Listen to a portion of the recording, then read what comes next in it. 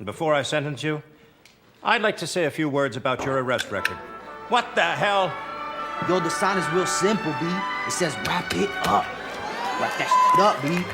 I don't think that's a good idea. Man, you want some too? You better wrap it up. Welcome back to Thinking Critical. This is Wes, and obviously we've had a couple of videos on DC Comics Future State. One basically covering the titles that are out there and then the creative teams.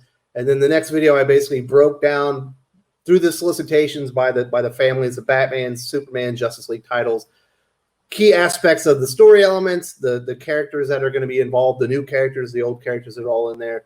And those are very interesting, but we haven't covered a lot of the nuts and bolts of Future State, what it means for DC Comics, and some of the other aspects of it. And here with me today to talk about that is a man who's covered Future State on his channel in depth as well, El Percherino, the Poobah of comics himself. Perch, how you doing? I'm doing great. Thanks for having me on, and yeah, a lot to talk about with Future State. All right, I'm gonna toot our own horns here to begin with when I talk about some of the coverage that I've seen from other people. But before I do that, I do want to say, if you haven't subscribed to the channel, subscribe, hit the bell for notifications, give us a thumbs up if you want more Wes and Perch on the YouTubes, and give us a thumbs down if you don't. Now, I've seen a few websites, prominent comic book news websites come out like, it appears that DC Comics are taking a 2-month break with a conversion style event. Who could have seen this coming? It appears that that's what DC 5G was all along. I was like, well, if they'd watched Thinking Critical YouTube or Comics by Perch, they would have known this months ago. Yeah, I mean, I always hate the people who go, well, we were right all along. See, but we were right all along. I think we talked about this. I went back and watched one of our shows, I think from March, where we were talking about this. And the only bit that we wound up being wrong about was that we were calling it at a 3-month event, maybe 4 months event, and it's winding up being 2 months and a week. So we were wrong at the timing by a month. And other than that, we called it down the line, and but we should win that YouTube award at some point. We'll be on stage together, buddy. Prognosticators of the year. Yeah, absolutely. Comics book division. We got that one. So it's interesting. I've mentioned this before, and I do feel like this has been a bait and switch. Mm-hmm. Jim Lee came out and said, John Riley's Batman's still coming out. We obviously had already had a portion of this event that was supposed to be in the Free Comics Day book, came out in what was that? Flash Forward. They put another portion into DC Comics. Detective Comics 1027. And then Jim Lee said, that's it. DC 5G is not happening. It's not a thing. If you were expecting DC 5G or Generation 5 to happen, it won't happen. Yeah. This is Generation 5. They just renamed it. It's the exact same thing. It is the convergent style event where they're taking 2 months off. We thought it was going to be 3 months. And they're going to show us a possible future of DC Comics. Why the bait and switch? Why the name change? Do you think there was just so much negativity associated with the other one? Or do they really think they're providing something different? I think a lot of different things. I mean, first, I think Jim Lee gave himself a slight loophole in his statements. It said, we're not doing it like it was reported. And it was that second half of the sentence that I think is going to, allow him to say, no, I didn't bait and switch. I said like it was reported. And the problem was the way it was originally reported, again, not by us, but by places like Bleeding Cool and others. They were describing a forever change, and they were describing this as much bigger, and they were throwing in a lot of other kind of social aspects into it all. And so I think that's the nuance here we're talking about. However, very disingenuous, I think, what Jim Lee said. I believe, and I've heard this consistently across writers and editors and others, that 5G or frankly G5 was a working name. It was never going to be the actual name of this event. It was just kind of the internal planning name, and it was always going to be something else like Future State. So I think that's another case where a lot of the news sites are like, well, a lot of projects when they're under development, they'll have another name that's just like a holder. Yes, absolutely. Absolutely. Yeah, project. And that makes sense. You want to kind of wait until later. So I think that's kind of what shifted and what's changed.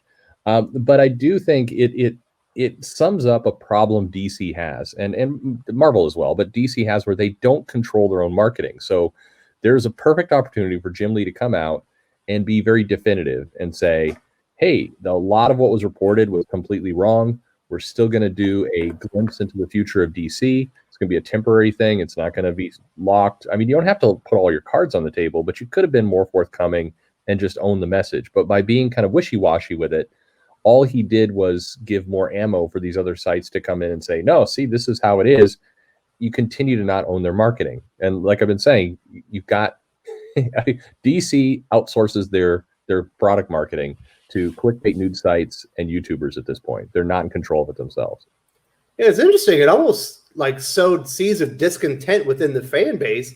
Like you had Bleeding Cool, after they said, this is like essentially all new, all Marvel, whatever it is, all new, all Marvel now, whatever it is, that all that crap that they're doing with DC Comics. And then they came back and said, if you want to read, Bruce Wayne as Batman, or you want to read Clark Kent as Superman, or Hal Jordan as the Green Lantern, those characters are only going to be available on DC Black Label during Generation 5. Yeah. Yeah. Black Label's still a thing. It is the only thing at DC Comics that is available outside of Future State.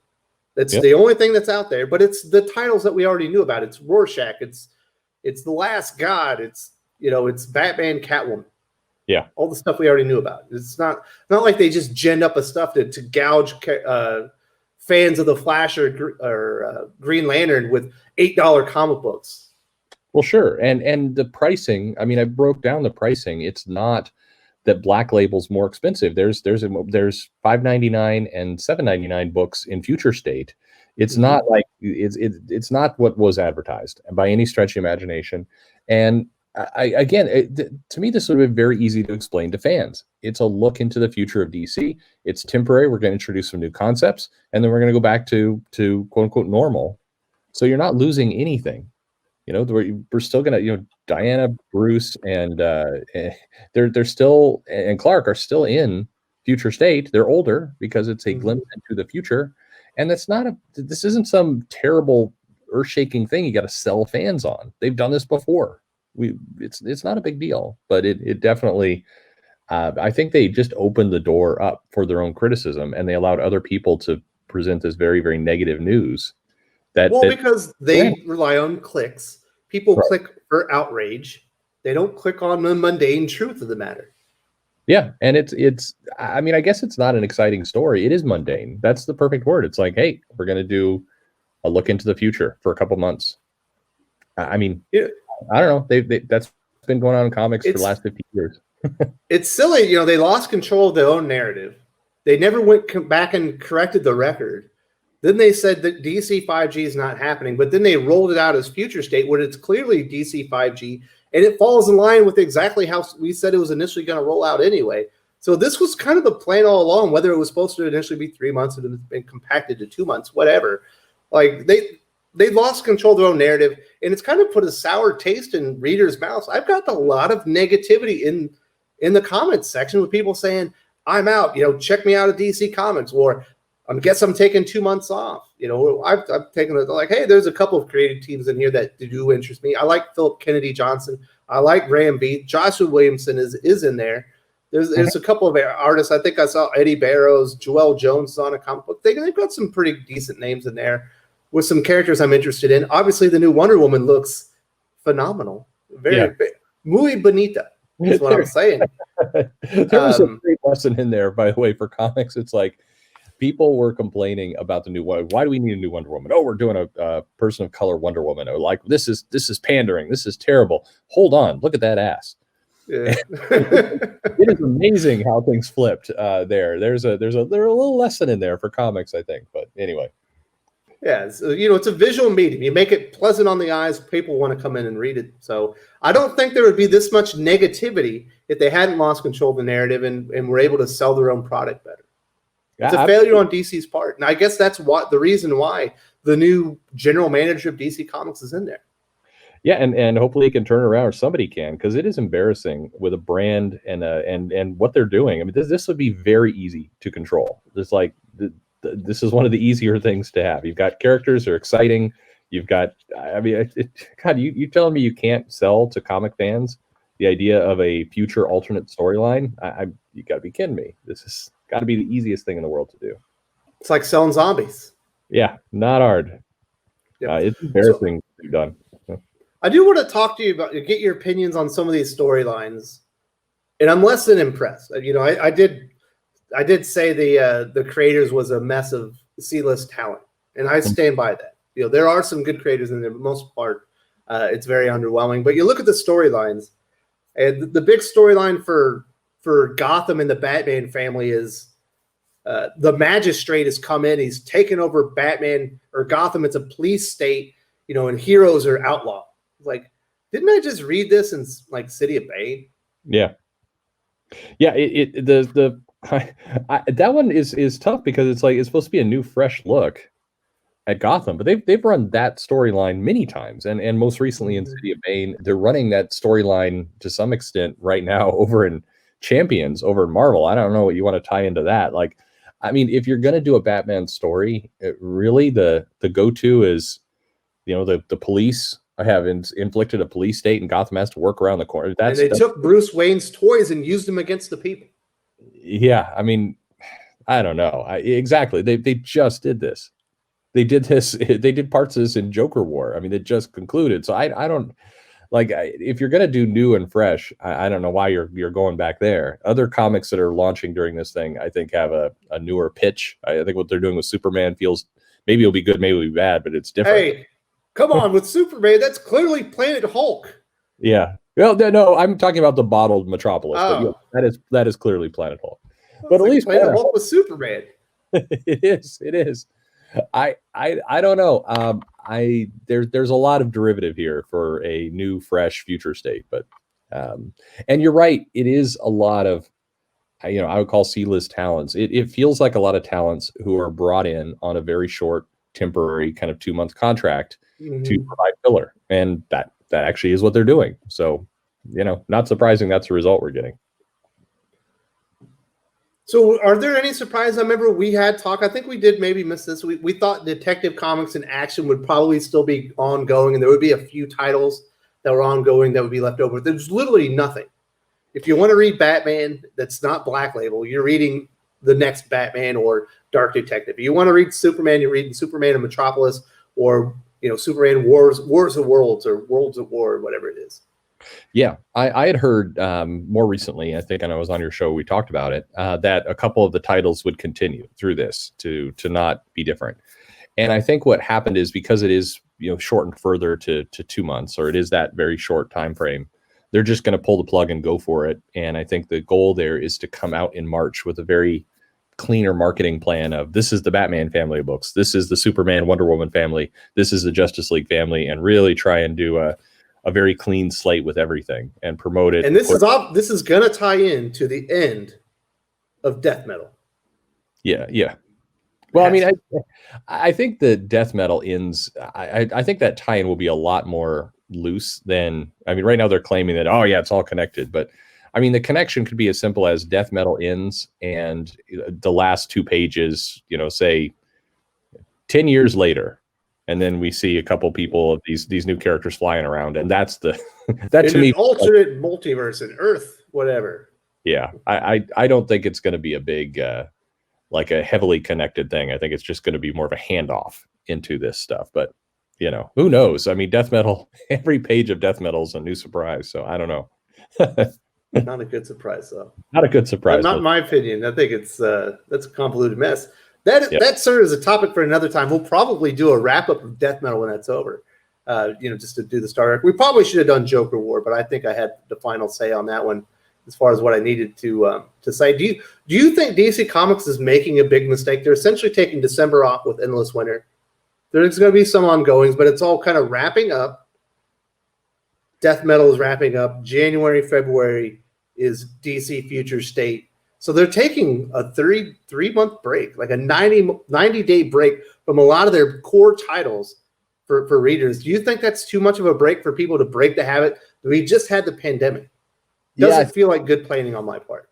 It doesn't. I think it's I think it's tough. I would have postponed this a little bit, but well, I guess the answer to this question is going to be this.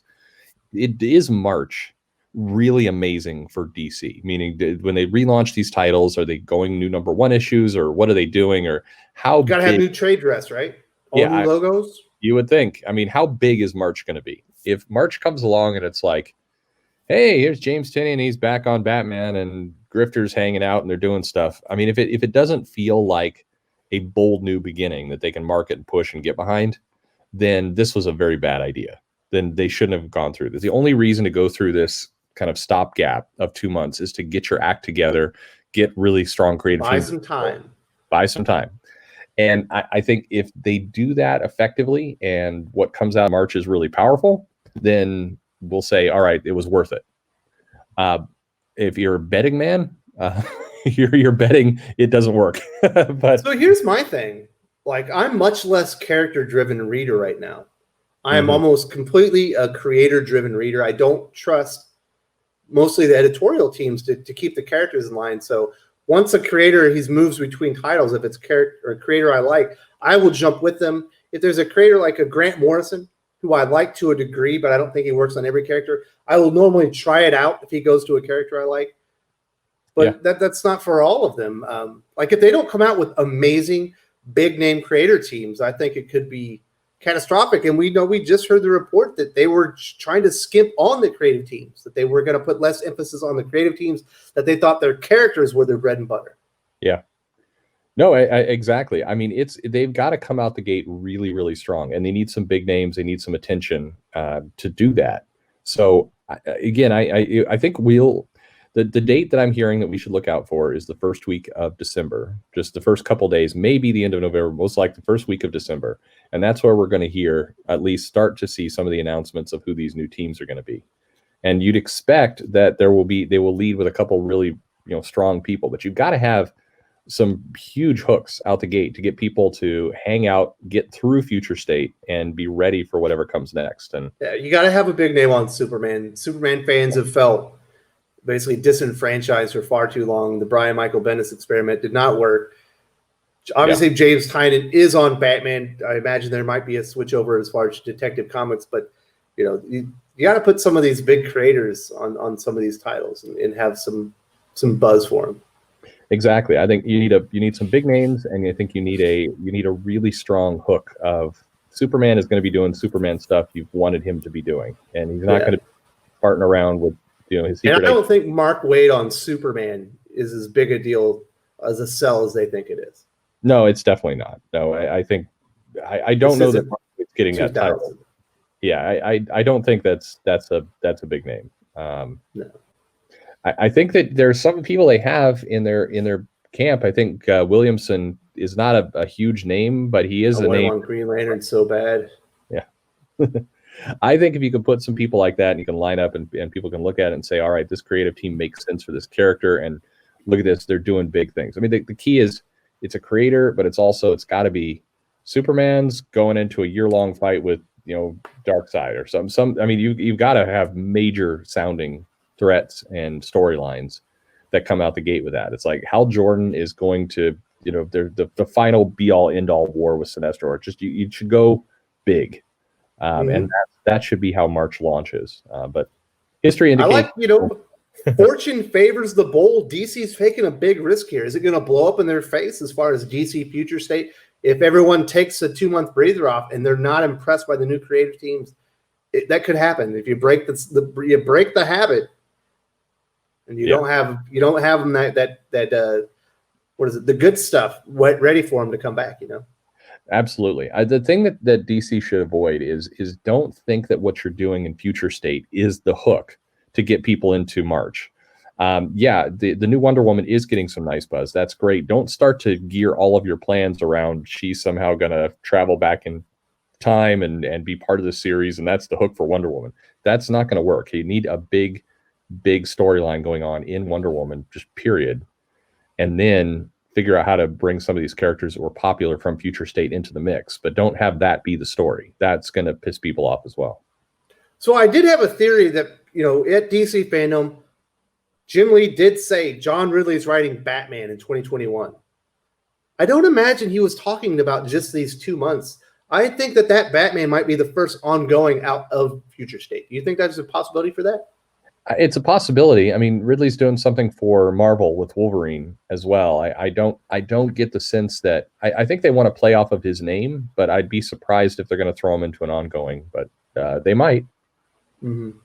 I have a feeling that we're going to get these characters that are in Future State. We're going to start getting their own like little universe with maybe miniseries, maybe an ongoing here or there. And I imagine that the next Batman, John Ridley's Luke Fox or Tim Fox, is going to be the flagship. It's possible. Just a prediction. I don't know. I think that will depend a little bit on how well it's received and everything else. But I also think that, in Warner Media, they're going to want to line up their characters like the movies they're producing. And you have a Batman movie coming out with Bruce Wayne, and it's a kind of a more down on his luck, gritty street level Bruce Wayne without all the tech and the toys. And if you look at how the comic has been produced now, that is the status quo for what Tynion has done. And so I think they're getting Batman into a place where it fits with the movie they want to tell, and it feels like some good synergy. And I think the next trick is going to be, okay, how do we do the same thing with Superman? How do we do the same thing with Wonder Woman? You see, actually, Tamaki with the Max Lord use of that character in the book. I mean, they're trying to maneuver stuff so the issues read a lot more seamless together.